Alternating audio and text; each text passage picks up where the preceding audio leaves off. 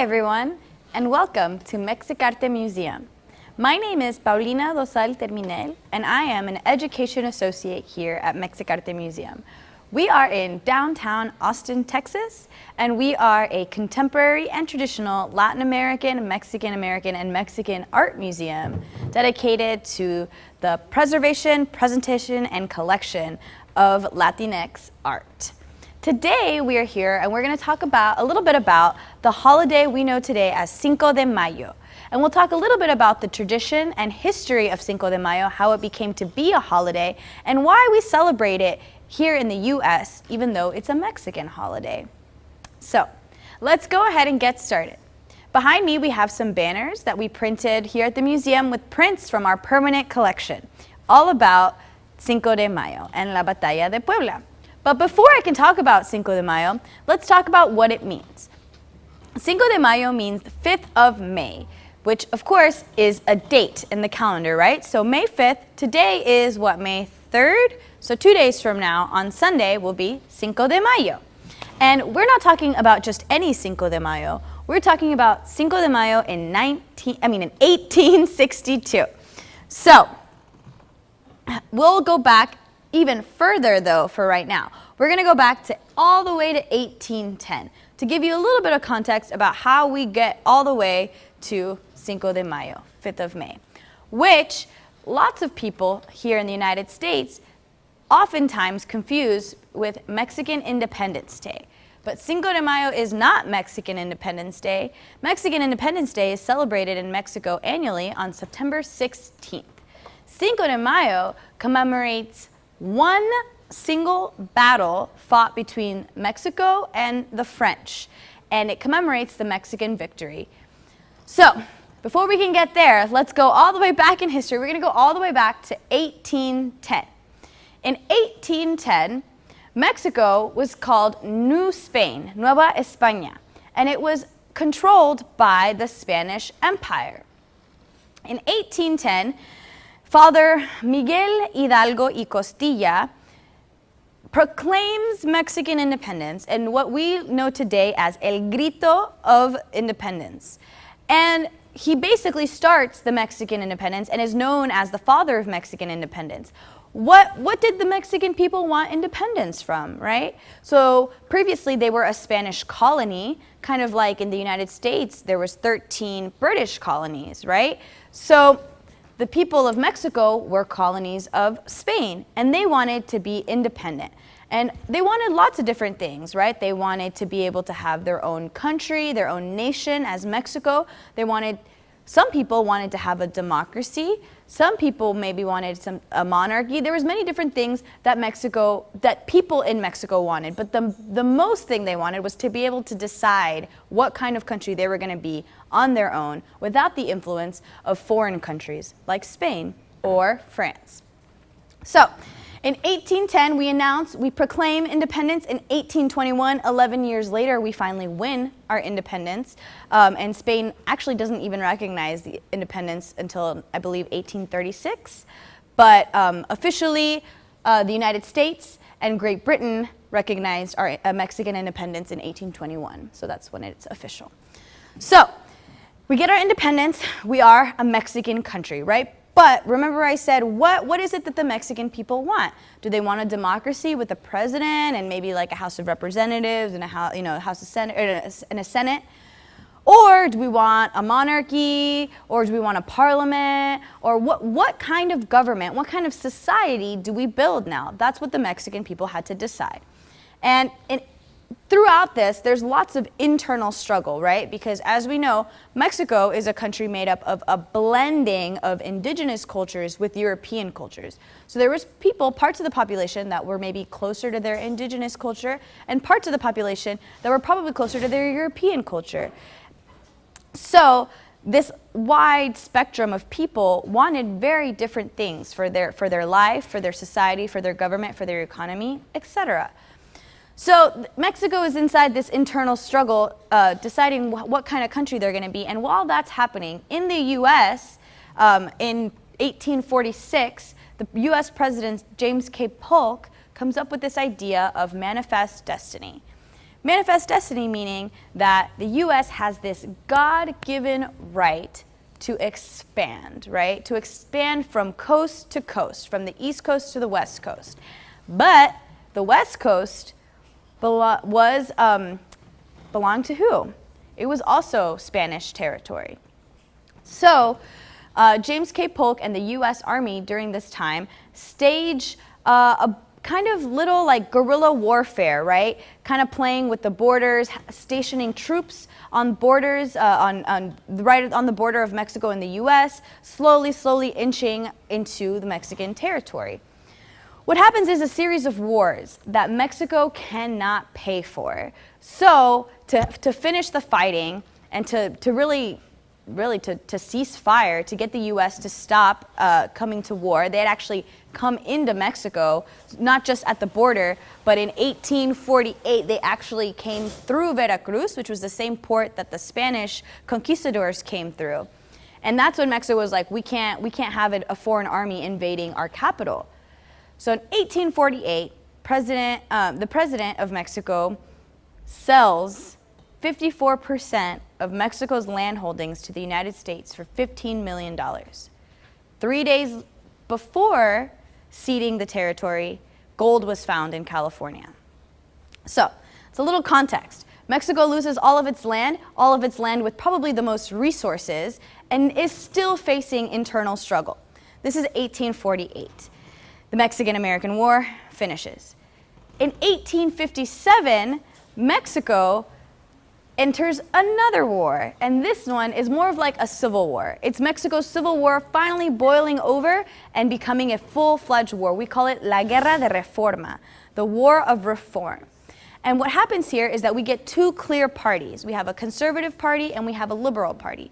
The conservative party, what we would call maybe loyalist, wanted to have heavy European influence on Mexican society, politics, and government. They also were devout to the church. They were mostly Catholic. The liberals, which were the side of Benito Juarez, who we'll talk about in a second, the liberals wanted to get rights back to the people, right? The common people like you and I, and the people who worked the land, the laborers, people who worked agriculture. They wanted to establish a form of public education. They wanted social equality. And all of these things, right? So they go to war, and one of the main things that they also went to war was the separation of church and state. And Benito Juarez and the Liberal Party win. So in 1860, Benito Juarez, this picture, Benito Juarez is Mexican president. You see him fighting with the Mexican flags of all the states that were the first Mexican states to be unified, to be unified for the greater Mexican national identity. And Benito Juarez unifies Mexico, the liberals, they win, but when they win, the old conservative president who left, Santa Anna, had left the country in bankruptcy. So basically they owed something like 5 billion pesos to foreign bankers, which obviously in this time, 1860, right, there was no way that the Mexican army was ever going to be able to pay back this debt to foreign investors. But it wasn't a real debt, right? Like this was the last administration's debt to European countries. So Benito Juarez could have come in and been like, oh, that's not my debt. But nevertheless, Great Britain, France, and Spain all supposedly were owed money to. So Great Britain, France, and Spain established what we call the Triad Alliance. And the Triad Alliance, short-lived, decide that they're going to land a combined fleet in Veracruz, and they're going to send their ambassadors, and they're going to try to find a way to end this kind of debt, war, are we going to invade or not, peacefully, right? They were going to renegotiate terms of Mexico's debt. So they land in Mexico. The Triad Alliance lands in Mexico, and very quickly they realize, like, oh, this is a war-torn country.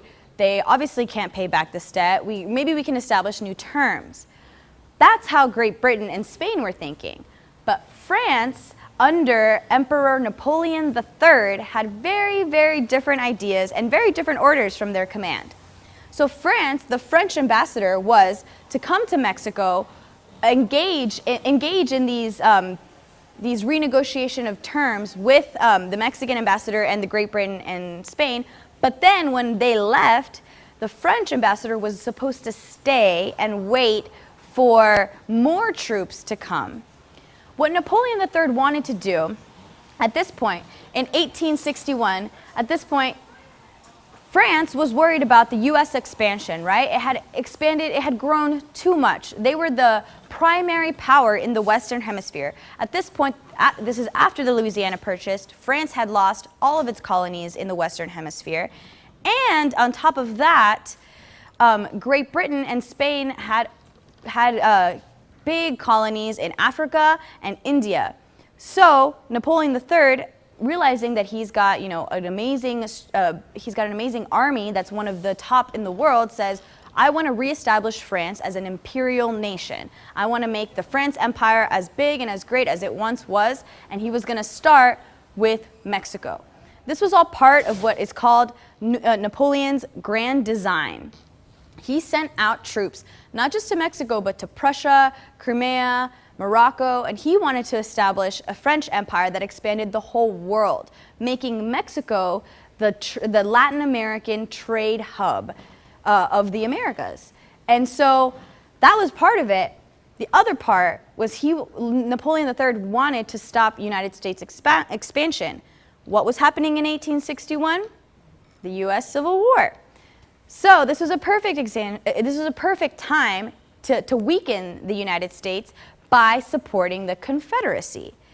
But how would France be able to support the Confederacy if they're all the way in Europe and the easiest way to get to the United States is through the Atlantic Ocean? And most of the states that are on the East Coast are Union states. So how would France be able to get to the Confederacy? Through the South. So they were planning on conquering Mexico, establishing themselves in the Western Hemisphere, and then going to aid the Confederacy from the South. This was Napoleon's grand design. So, in 1861, France overstays their welcome at the port of Veracruz. Great Britain and Spain leave, sensing France's plan, and President Benito Juarez is stuck dealing with another foreign invasion. Benito Juarez, at this point, Mexico has no national army, no national bank, and no weapons. What is he going to do? So, here we have General Ignacio Saragosa from Goliad, Texas. He's a Tejano. From before Texas was Texas, he was born in Goliad when Texas was part of New Spain. When he was like 7 years old, Texas gained its independence, and he and his family moved to Mexico. So he married a Mexican woman and eventually enlisted in the Mexican army to fight for Mexican independence. He's what we call, or what we refer to in Mexico as Mexican by choice, right? He chose to be a Mexican person. And not just that, but he chose to fight for Mexico, to give his life for Mexico. So he's our transnational Battle de Puebla war hero.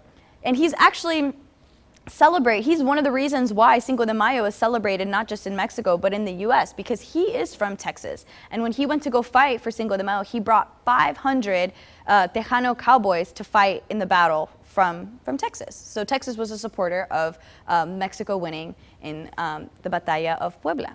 So General Saragosa, he at this point he fought in the Mexican War for Independence. He's risen in ranks. He actually got appointed by Benito Juarez to be the Secretary of Defense.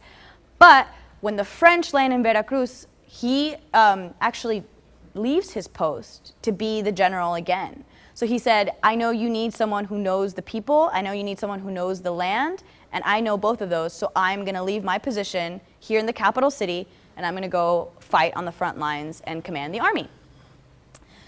So finally we're here, Cinco de Mayo, 5th of May, in Puebla City. General Saragosa, for 7 hours, defended two different forts, the ones at Glorieta and Loreto, Guadalupe and Loreto, defended two forts against 40,000 French troops, outnumbered 10-1 against all odds. Mexico beats the French at the Battle of Puebla. After 8 hours, the French retreat, going back up into the mountains closer to Veracruz, and I think they got something like they lost almost like 1,000 men, with Mexico barely losing, I believe, like 200 men. So in the early hours of the morning on the 6th of May, Ignacio Saragosa, the general, sends a telegram to Mexico City, where Benito Juarez is, saying that the Mexican artillery has been covered in glory, and that the Mexican people shall feel Mexican pride on this morning because we beat the greatest army in the world. And it's true.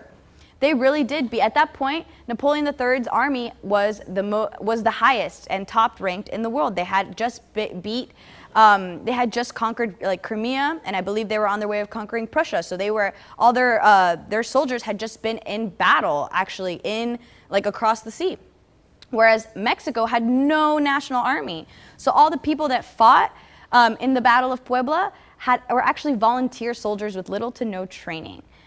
In the War of Reform, which had happened right before this battle, all the people that fought for the conservative Mexican army had been drafted or had been basically pardoned prisoners, so forced to fight in the war. But for Cinco de Mayo, basically they just put out like an article in the newspaper, and they were like, "We are being invaded. If you want to protect your homeland, come support, come fight for freedom."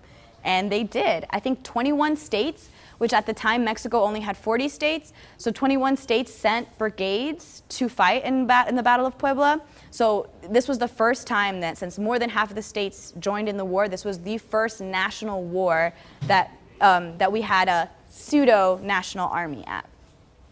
So this war was really a symbol of hope. And it was really a symbol of, it really united the country. They were like, oh, like if we can beat the French at this one battle, then we can definitely win this fight for independence.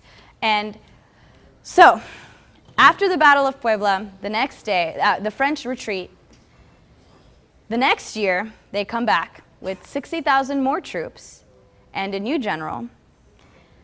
Our general, Saragosa, dies of typhoid fever 4 months after Cinco de Mayo, so unfortunately is unable to continue leading the Mexican army.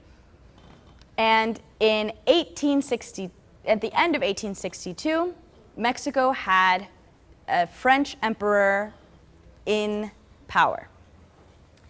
So why is Cinco de Mayo so famous and popular if ultimately Mexico did not win the war, right? So many things, right? One, it was a sign of hope. It was the first time that Mexico knew that they could come together as a country. It was the first war it was the first battle that Mexican people were even thought of themselves as Mexican people. Also, this was during the Civil War. It was also one of the first battles to be telegrammed. So it was being telegrammed in live time, so to speak. And not just getting sent to Mexico, but it was actually getting sent to the US as well. So on May the 6th, there was a headline in New York that said, Cinco de Mayo, triumphant victory by Mexicans over the French.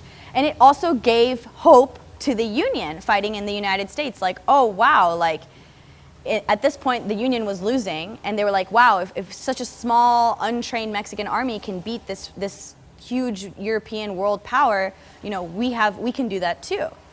So that's why it's a big deal. We get Mexico in 1863 gets a French, he's Austrian, but Maximilian and Carlotta, they come as French envoys to the king, and they are supposed to be, right, conservative rulers. They're supposed to be representatives of the Pope. They're supposed to be gaining support in Mexico and starting an army so that they can make the canal and establish Mexico as the head of trade and commerce in Latin America for the French Empire. But Maximilian doesn't really want to be king, and he doesn't really like to rule.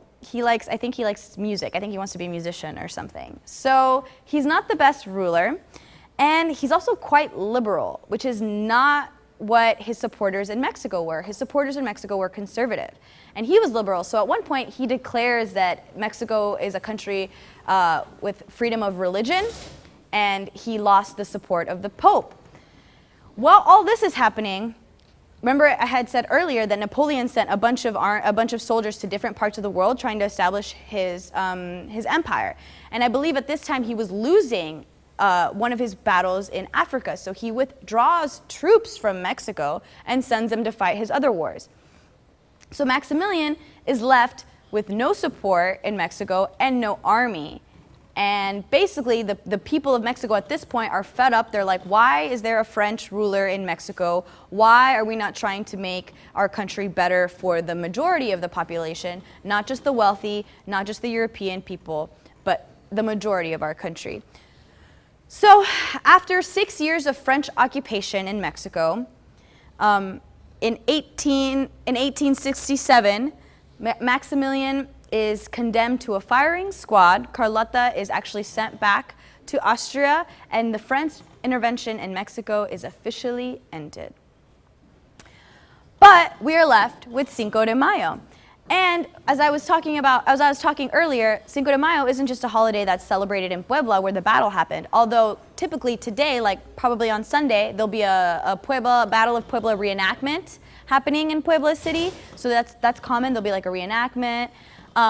But there's also celebrations all over Mexico and the United States. However, they're not specifically, right, Battle of Puebla celebrations. What Cinco de Mayo has really turned into across Mexico and the US has been a celebration of Mexican culture.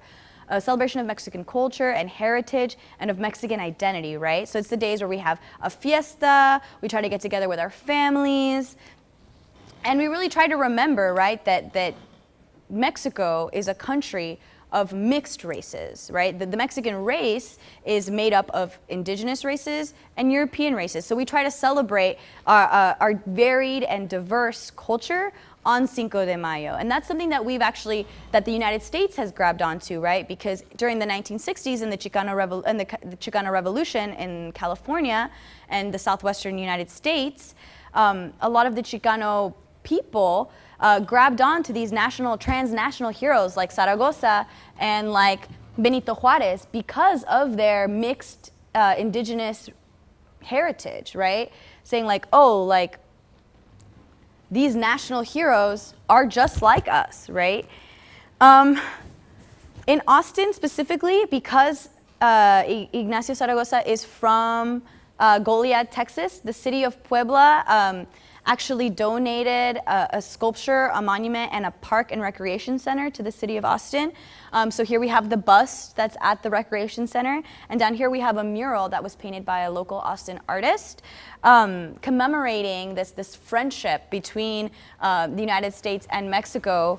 And of course we have the hero of our battle, Ignacio Saragosa, as the central image, but really just a celebration of Mexican-American culture in Mexico as well as here in Austin, Texas. One last thing before I open the floor for questions. In Puebla City, at the beginning in 1901, there's a group in France called the French Society of Remembrance, who during this, during Napoleon's reign, when he sent French soldiers out to all different parts of the world to fight in battle, a lot of those French soldiers didn't come back, right, to France. So there was also even this emptiness, right, of people in France that had left their loved ones. So this Society of French Remembrance establishes, and they actually go out to the different countries that France had engaged in war with, and they offer a peace offering. And that comes in the form of this beautiful mausoleum by French architect Marcel Desbois, and this beautiful commemorative statue, sculpture on top of the mausoleum. And what this is for is what they call is the monument of Franco-Mexican reconciliation, right? Because at the end of the day, right, at the end of the day, what we all want is peace. So what we see at the top of the sculpture is the Angel of Liberty, and in front of the Angel of Liberty, we have a French soldier and a Mexican soldier, and the Angel of Liberty is handing the branch of victory to the Mexican soldier, so that, you know, obviously we can tell that Mexico won the war, but the war is over and they're shaking hands. And that's something that we see also in Fidencio de Oran's mural, where we see the fraternal union of two countries. We have the Mexican hand and the American hand.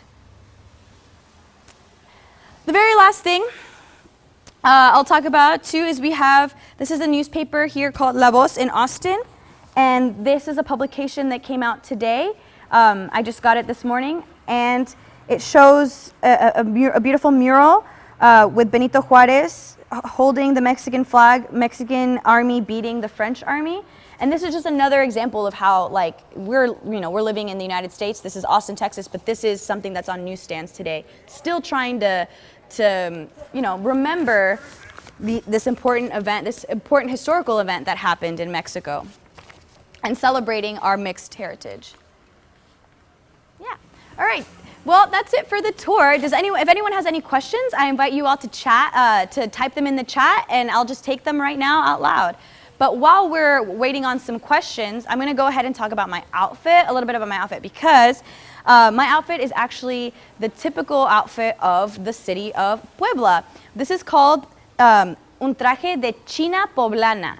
So I'll break it down. China means Chinese, and Poblana means woman from Puebla. So this outfit literally is called the outfit of a Chinese woman from Puebla.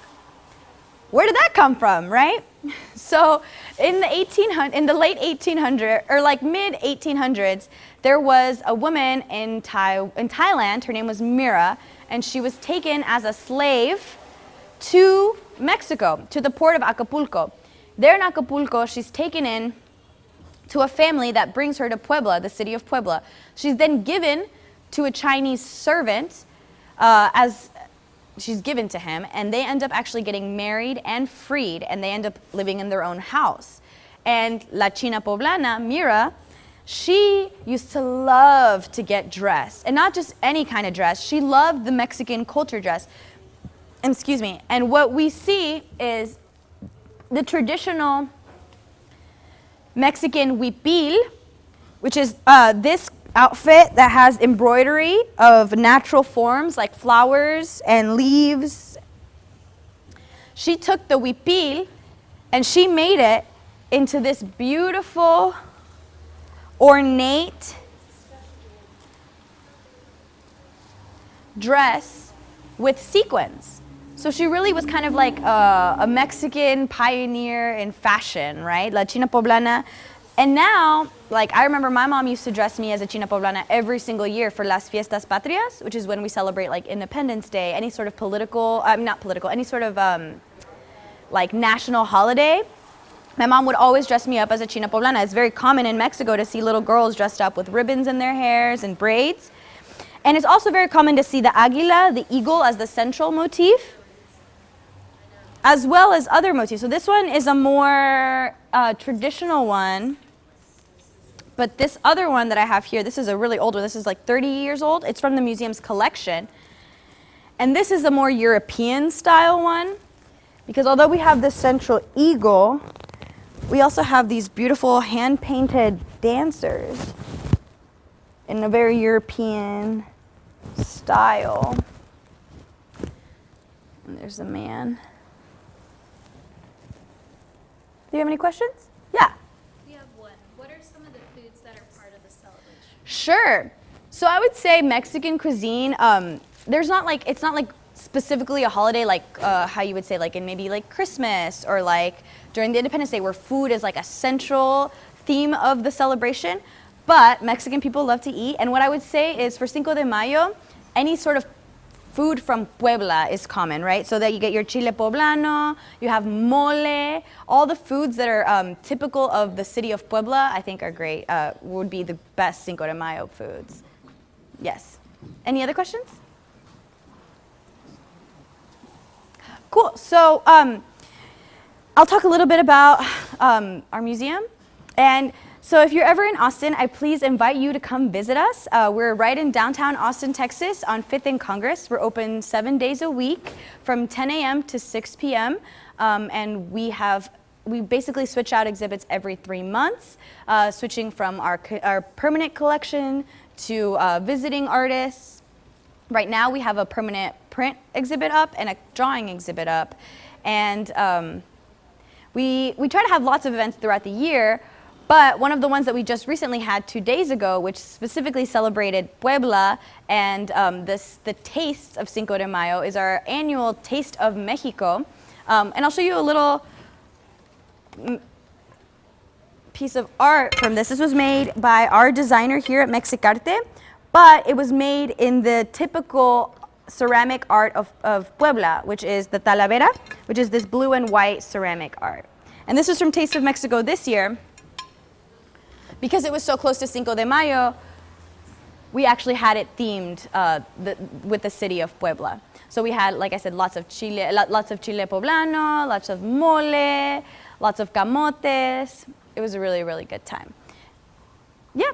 All right. Well, thank you so much for coming on this tour with me. It was so it was so fun for me to share all this information about my culture. I hope you learned something new.